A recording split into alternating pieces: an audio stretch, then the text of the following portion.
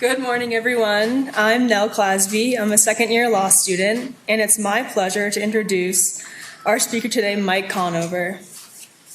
Mike is the founder and CEO of Brightwave, an AI research assistant that generates financial analysis on any subject. As a pioneer in artificial intelligence, he led open-source language model engineering at Databricks, where he created DALL-E. With over 15 years of experience, Mike has built AI systems and products at Workday, Skipflag, and LinkedIn. He holds a PhD in complexity science from Indiana University. His work has been featured in Bloomberg, The Wall Street Journal, and The New York Times. Please join me in welcoming Mike Conover. Hey everybody, can you hear me okay?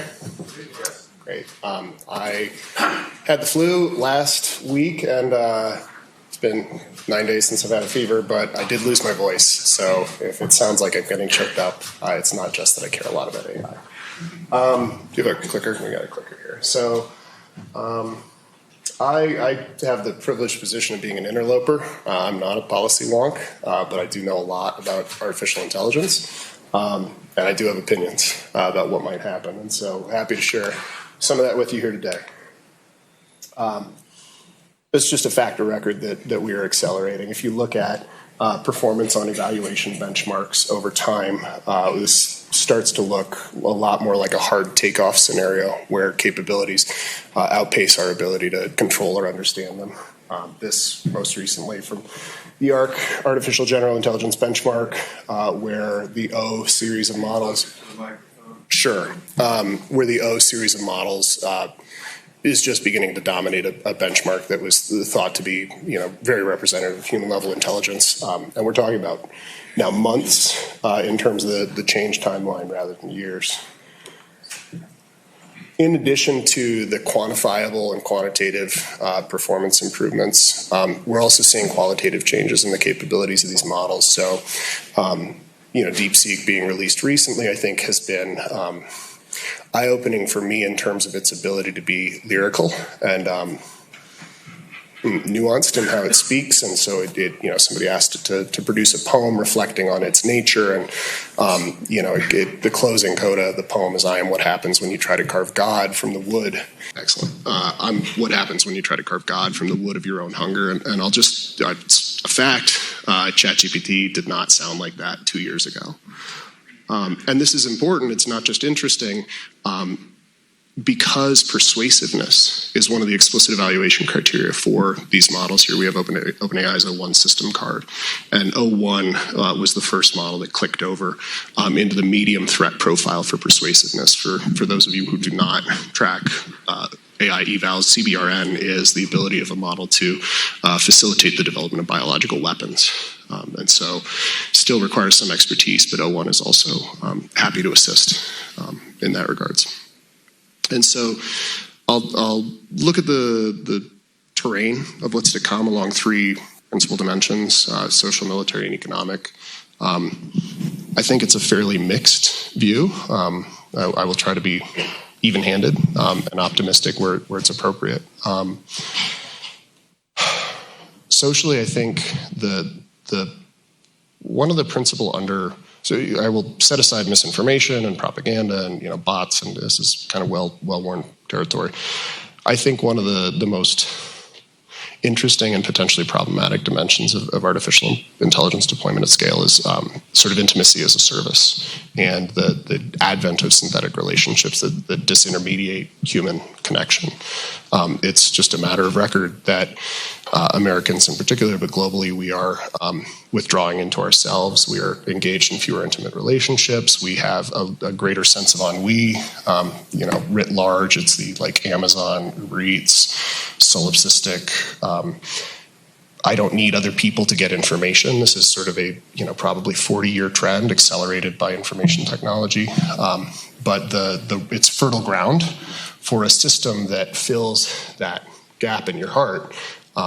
And we know that humans have a capacity for this kind of relationship, long-distance relationships. If anybody's ever been in a long-distance relationship, the ability to have a sustained connection with an idea of somebody without a physical presence that's something we can do.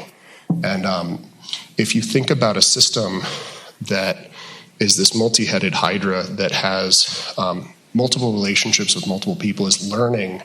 And you think about the economic incentives in terms of microtransactions. So think about the OnlyFans model as applied to an AI system that provisions a sense of connection and understanding at scale and learns a reward function from microinteractions that keeps a person engaged and connected. It's all of the problems that we have with social media feeds, plus the ability to, like a key in a lock, adapt to what a person needs most. And this isn't just socially disruptive, it's also a national security consideration. If you think about sort of a system that is trained to elicit compromise or sensitive information from intelligence officials, whether it discloses that it's an AI or not, now you can, instead of having to have a human asset pursue this, you can have an effectively infinite number of agents doing this on the behalf of a nation state. On the positive side, so I'm going to go through a sequence of research papers here. This fellow, Noel Brown, developed a poker playing agent that dominates humans, professional no-limit hold'em players at poker. This was in 2017, and it changed how poker is played. We now play game theoretically optimal poker, and it's just a much more boring and a much different game from the early 2010s. Same fella worked at Meta and built a system that was able to dominate world champion diplomacy players. And for those of you who are not familiar with diplomacy, I'm not a diplomacy player. It's like Risk, but you get to negotiate what you're going to do next turn. So there's tit for tat dynamics, and it's really about persuading somebody else that they should cooperate with you. So this fellow who has done a lot of work on planning and reasoning and persuasion now works at OpenAI and is responsible for the reasoning capabilities that we're seeing in these models like DeepSeek and O1 and O3. And so if you think about the positive contours of persuasive artificial intelligence systems, I can imagine, they talk about Move 37. For those of you who are not familiar with AlphaGo, it's Google's Go playing. It's like Deep Blue for Go. Move 37 was this transcendently beautiful move that surprised the world and represented true creative insight. I see a world in which historically intractable conflicts like the Israeli-Palestinian divide, or pick one, are mediated by game theoretically optimal arbiters of listen, you just don't have any better options, and I don't have an angle here necessarily. I just understand all of your needs, and this is the best possible course of action. It seems fairly far-fetched, but I don't know that I'm ready to write anything off given the course of progress in the past several years. There's not much positive to say on the military side. It is eye-watering. It is extremely a clear and present threat, and it's just not. There's no positive part of this subsegment of the talk. So I'm sure you are all familiar with these beautiful drone displays. There was one in Longmont recently over 4th of July. They're pretty gorgeous. I think it's pretty clear that the systems coming out of China, that these represent unarmed displays of force. And the threat vector here, I don't know how many of you have seen the videos of FPV drones in Ukraine chasing down people and tanks, but it's kind of quaint to think about the Joint Strike Fighter in the context of a threat model that looks like a shipping crate placed in Philadelphia that is stacked with, let's call it 2,500 commodity drones strapped with thermite or high explosives. And the reinforcement learning systems, the control systems that would be required, not just for deterministic prosecution of a field of conflict, but adaptive prosecution of a field of conflict, and the computer vision systems that would allow a drone to understand its environment and respond to other drone swarms. Those are fundamentally going to be AI technologies that control those weapon systems. DARPA, it was 2020 alpha dogfight, put an AI reinforcement learning system on an F-16. It seems kind of quaint now. It just is. This is the new field of battle, and I would encourage you to understand that it's not just aerial drones. The control systems for this, I would call this superhuman agility. This bot here dominates any human at traversing complex terrain. And you think about thousands of these moving over the heartland.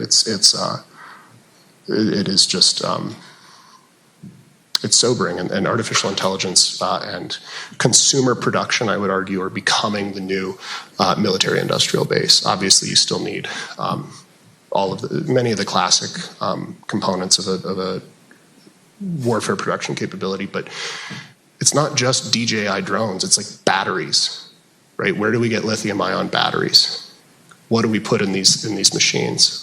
And do we have enough compute to build control systems that are dominant with respect to the capability set of our adversaries? In the economic domain, we build a system. So I mentioned, I guess the introduction. I worked at Databricks, has the sort of dubious distinction of recently having raised the largest venture capital round in history. Created the first language model to demonstrate that open source technologies could behave like ChatGPT. It seems obvious now, but in April of 2023, that was definitely not clear. Here at Brightwave in Colorado and Manhattan, we built a system that's able to perform hours of work in minutes. This is related to us by portfolio managers, managing directors at private equity firms, hedge funds. It's able to consider tens of thousands of pieces of content and come to conclusions 100 times more rapidly than a human analyst. This class of activity with respect to agentic reasoning is going to disintermediate and replace many types of jobs. I would say that it up levels. It's like an accountant in the 70s. You go to an accountant in the 70s before the advent of VisiCalc. You say, what's your job? Well, I do the numbers. I write it out literally long form by hand on spreadsheets. It's cognitively demanding, it's time consuming, and it's important to the business. That feels like a real job. Nobody wants that work anymore. And I think that's the moment that we inhabit economically with respect to artificial intelligence systems. But this is happening very, very quickly. But it's not just desk work. It's not just kind of white collar jobs. I would say that this is a DeepMind paper from 2 years ago using reinforcement learning to control an actual fusion reactor. And the ability, so tokamak reactors use magnets to control the structure of a high temperature plasma, and people write PhD theses to discover, on the subject of discovering new stable configuration systems for these plasmas, and the structure of the plasma is quite important to the energy efficiency of the reactor. And DeepMind connected a reinforcement learning system to an actual working reactor and identified new stable plasma configurations, and the ability for these systems to seek out and identify new behavioral regimes of physical systems is obviously part and parcel to American success and vitality in the 21st century. Likewise, Microsoft just released MatterSim last week, I think it was last week, maybe 2 weeks ago, which is generative AI for material science. And so if you think about energy efficient carbon sequestration, I look back to ammoniated fertilizers in the early 20th century, where we had, you look at 1930, the concern was that everybody was going to die because the amount of arable land on the planet could not sustain population growth.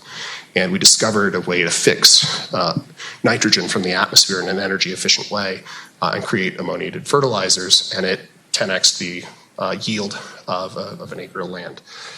Our ability to deal with the most pressing challenges of the day, I think, is directly related to our ability to harness artificial intelligence technologies. And from, the only policy statement I'll make is that the $52 billion allocated in direct investment in semiconductor production and fabrication support in the US, the California high-speed rail system also cost about $50 billion.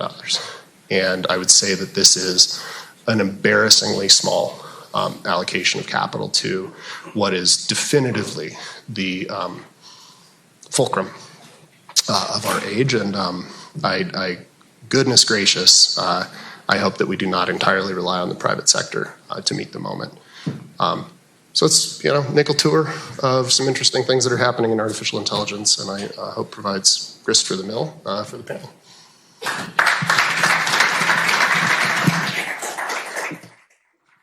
Mike, before we bring the panel up, we'll take 2 or 3 questions, and I'm going to exercise a moderator's prerogative. Really interesting observation that you made about synthetic relationships and your concerns about the ability to adapt to what an individual needs. Richard Witt yesterday expressed a similar concern about double agents, agentic AI similarly doing that, learning about a person's needs and then using it for ulterior motives. Related to another discussion that played out yesterday, there's this interplay between what my colleague Harry Surden said, which is we should be humble about regulation because we're not very good at predicting the future. So when it comes to AI and regulation, let's wait until we see actual problems on the ground, versus we can foresee certain issues coming along for which you could imagine proactive regulation. How do you land in terms of humility about problems of speculating about where this is going versus are there concerns that like, this is something when it comes to AI, it's different, maybe we should get ahead of it? Yeah, I mean, I am not the person to ask, candidly. I think it is a complicated problem. I'm a practitioner. I think that DeepSeek is the #1 app in the app stores is a pretty material problem. The ability for a foreign adversary to elicit information from the population in a scalable way, just like TikTok, I think is problematic. But I think about it a lot, and I don't have a good answer, to be totally candid. It's a dual-use technology. And I was saying earlier, it's not like nuclear in the sense that, nuclear is historically capital-intensive and labor-intensive, and now it's like anybody can operate a nuclear reactor in their home. But it is like if you do not step down that path, then you will absolutely be left behind. I don't know what to do about that. All right, so we've got a tradition that our first question, called the Wiser Roll, goes to a student. Do we have a student question?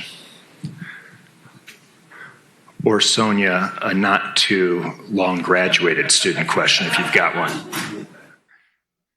Do we have a student question? Let's go back there. Yeah. Turning a little bit away from regulation in terms of the industry, do you think you see development to combat some of these problems you see coming up? Is that an area of growth in the industry as well?